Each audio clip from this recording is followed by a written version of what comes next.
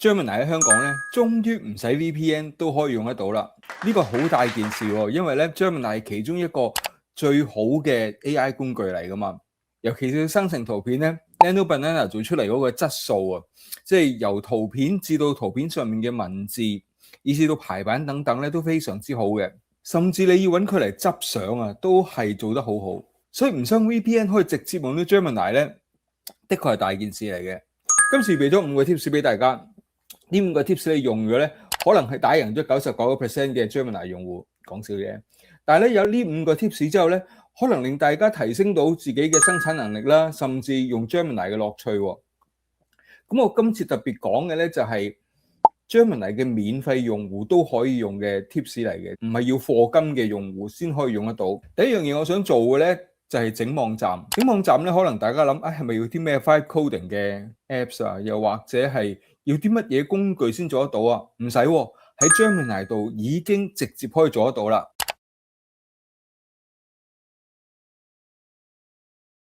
入去 Gemini 呢度咧，咁大家見到我呢個咧係一個免費版本嚟嘅，右手邊咧佢叫我 upgrade 嘅，就未 upgrade 啦。咁要做網站咧，其實只需要有一個嘅條件嘅啫。大家見到咧 Tools 呢度咧，撳落去，咁有個叫 Canvas。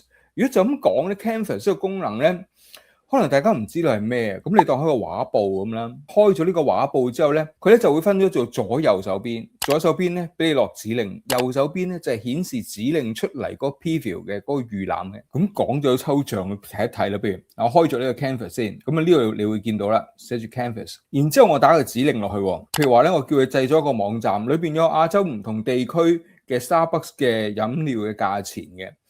用戶咧可以任意挑選地區或者飲料咧，然後愛嚟比較個價錢，咁就叫佢做啦。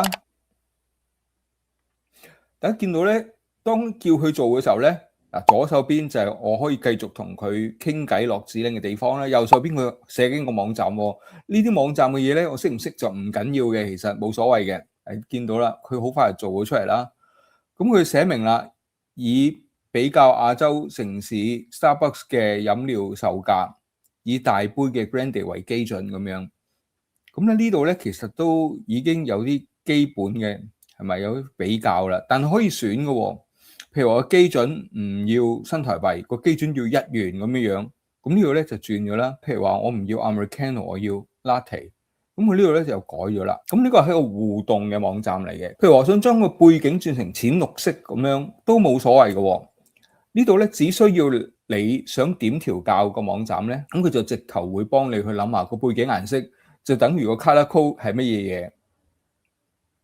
好啦，個情況就係咁樣樣啦。咁咧啱啱嗰個示範咧就係做網站啦。做完個網站之後咧，你要 copy and paste 翻成堆嘅 HTML code save 翻做一個嘅網頁，然之後 upload 翻上去你自己嗰個嘅 server 上面啦。我哋做完個網頁之後咧，其實我哋想追蹤翻用戶行為啊嘛。以前咧我哋就要去 GA 度 copy 一堆唔知咩嘅曲，我哋又要擺落去我哋自己網頁度。而家唔使噶啦 ，Gemini 做網站咧，你只需要話俾佢聽你嘅 GA 嘅曲係乜嘢，然之後咧佢就自己識塞翻落去。啲人去睇你個網頁嘅時候咧 ，GA 就可以幫你追蹤住嗰啲用戶嘅行為。所以第一個咧就係做網站嘅示範。啱啱嗰個情況就我叫佢搜集資料啦。如果喺公司網站咧，你可能甚至已經有齊晒資料噶啦，咁你只需要俾晒嗰啲 PDF 啊、產品嘅資料啊 upload 上去嘅時候咧，佢就會自動幫你去砌翻整齊，又或者咧幫你整理翻好。你自己唔中意嘅排列方法咧，你就話俾佢聽。咁呢個係第一個你可以用 Gemini 去做嘅嘢。第二個 tips 咧，其實都係有關於 Canvas 嘅。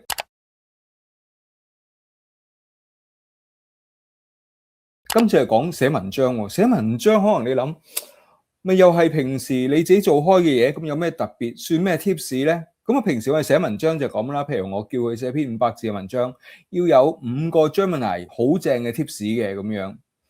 咁呢個就係你平時會發生嘅事情啦，係咪？但係唔係喎，原來用咗 Canvas 之後咧，嗰個情況係好唔同嘅喎。我又打翻同樣嘅 prompt 咗去，然之後開翻個 Canvas，個效果又點樣嘅咧？你會見到呢個情況就好似頭先寫網頁咁啊，佢就左邊變咗一個輸入提示詞嘅地方，右邊咧就係嗰個 preview，你可以預覽。咁有咩特別咧？咪都係一篇文章啊？又唔係喎，原來咧你可以預覽之餘咧，你可以喺度改嘅喎。呢個咧就好似一個你同佢共同去創作嘅模式咁樣樣。一來你可以用提示詞，又可以 prompt 叫佢改篇文章啦。但係同時之間咧，你可以喺右手邊呢度咧當佢係 Word 咁樣用嘅。當佢 Word 咁用有兩個情況嘅，你可以直接改啦。譬如話我唔要句號，我要感嘆號咁樣樣，又或者我再改裏邊嘅文字啦，咁可以咁做。但係同時之間可以揀咗呢一個。譬如話咧，我要去改個標題啦，我話請提供另一個更吸引嘅標題。咁咧同時咧要以5個 tips 呢樣嘢先開始嘅。大家見到啦，咁咧佢就會改咗呢一個係咪？佢改咗，改完之後佢會 highlight 翻俾你聽，話俾你聽而家改咗啦。咁所以咧呢個係一個共同創作嘅模式啦。共同創作嘅模式嘅好處係乜嘢咧？有啲嘢咧你想用 prompt 叫佢做，叫佢去諗嘅，但係有啲咧好仔細嘅地方你自己親自要改。某啲嘅 wording 你要 exactly 咁去用嘅話咧，咁你就可以直接當係 Word 咁樣用。咁呢個嘅編輯模式咧，就真係會相對有彈性一啲，唔使每次咧你叫佢生成完之後咧，佢俾啲 surprise 你，但係每次最終都達到唔到你想要嘅效果喎。至於第三個 tips 咧，都係留翻喺頭先嗰個共同協作嘅寫作模式嘅，我哋睇一睇啦。用呢個 Canvas 寫完篇文之後，仲有另一個好處咧，就係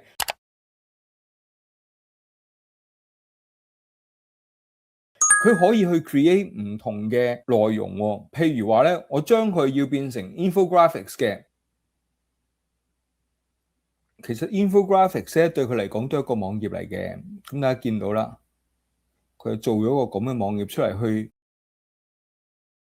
將佢要講嘅嘢表達出嚟，咁你就可以 share 呢個 content 啦，將呢個網址咧 share 俾人哋去睇啦。咁如果你要翻去頭先嗰篇文章咧，你就上翻去上邊打翻開呢個文章，咁就 OK 啦。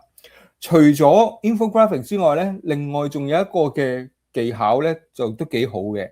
你就可以將佢變成一個嘅叫 audio overview。如果大家用 Notebook LM 嘅話咧，audio overview 咧就好似一個 podcast 咁嘅樣。咁生成 audio overview 咧要多少少時間嘅。當佢生成緊嘅時候咧，不如我哋跳去下一個 tips 先啦。當我哋去做唔同嘅內容嘅時候咧，有陣時我哋要俾多少少嘅資料去睇嘅，譬如話我要去執相啦，咁我就俾張相佢啦，又或者好似頭先咁做網頁，可能我要俾一個 PDF 佢，又或者俾其他資料佢。喺 Gemini 度咧，你除咗可以直接 upload 嘢上去咧，仲可以有其他嘅方法提供資料嘅喎。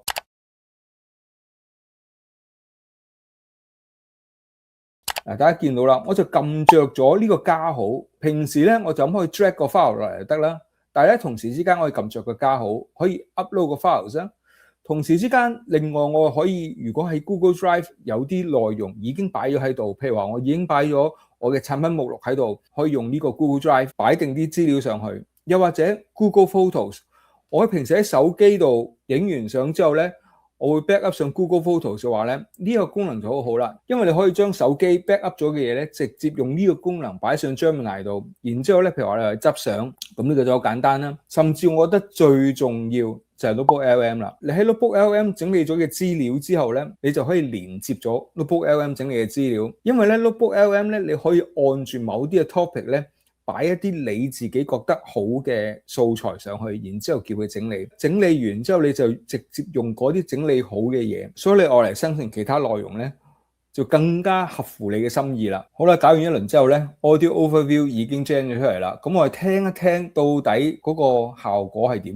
又翻到嚟呢個熟悉嘅頭先做緊嘅界面啦。Imagine hiring an executive assistant who, in their very first second on the job, has already memorized every single email, budget spreadsheet, and PDF you've ever written. That would be, well, terrifying, but also incredibly useful. Exactly. And that is the kind of leap we are looking at today. Welcome to this deep dive. We are jumping straight into a concise 5-tip strategy guide on mastering Google Gemini. 大家聽到啦，其實嗰個情況就好似兩個人傾緊偈咁做一個 podcast 咁樣，或者係電台節目啦咁樣。如果你係有做開 podcast，或者你甚至可以 keep 住做用唔同嘅 topic 咧，生成一啲 audio 嘅時候咧，你就可以有一個 series 咁樣去做內容啦。如果你覺得 OK 嘅話咧，你可以 download 佢咁樣嘅。不過 Audio Overviews 咧有兩個限制，暫時咧未有廣東話可以生成到。最接近我哋好用嘅咧就係英文同埋普通話啦。另外一個咧就係唔可以好 micro 咁樣，唔可以好仔細咁去改佢裏邊嘅內容。一生成咧就成條聲啊，由頭去 gen 一次。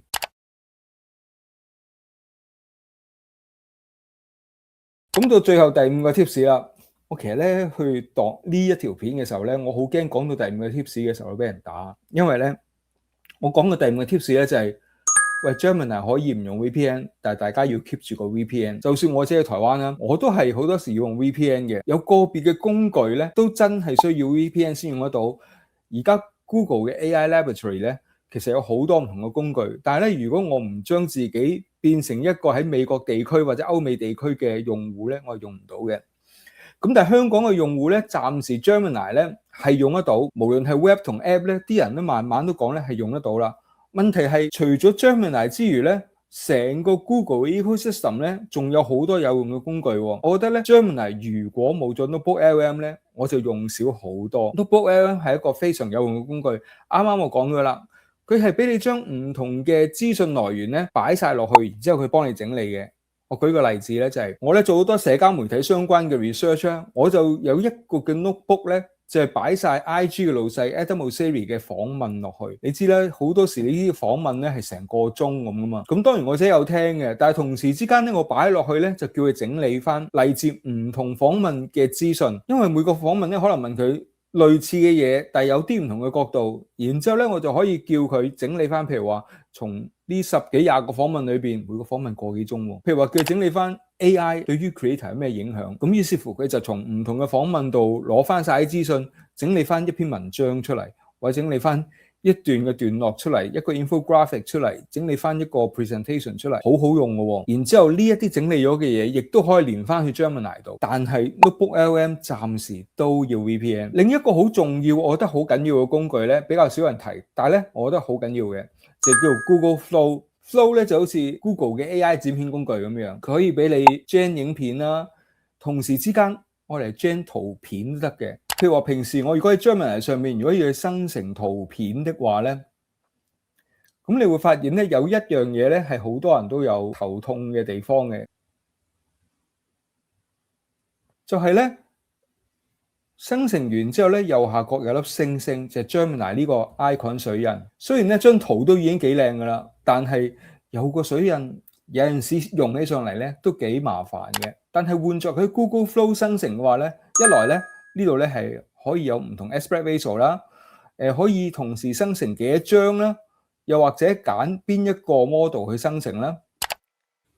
除咗啲細節之外咧，生成出嚟嘅圖片咧更加係冇呢個水印嘅。不過 Google Flow 咧似乎而家都依然要用 VPN 先用得到，所以咧第5個 tips 就係暫時都未放棄得你嘅 VPN，因為你要享受成個 Google AI 嘅 ecosystem 的話咧，有一部分都依然係用 VPN 嘅。希望今次呢段片俾你嘅 tips 咧，唔知係咪真係可以打敗99% 其他 Google 嘅 Gemini 用戶啦，但係至少提升到大家嘅工作效率，或者用起上嚟咧更加得心應手，更加有樂趣。講起 NotebookLM，我有一段影片咧就係講最近一個好重磅嘅更新嘅。呢個更新咧做咗出嚟嘅嘢咧，我都覺得係非常重要。本來咧我有一個 account 咧係20蚊美金，我見到呢個更新最初頭，我甚至願意俾一個更加高嘅價錢去 upgrade 我嘅 account。到底係咩咧？大家可以睇一睇呢一段嘅影片。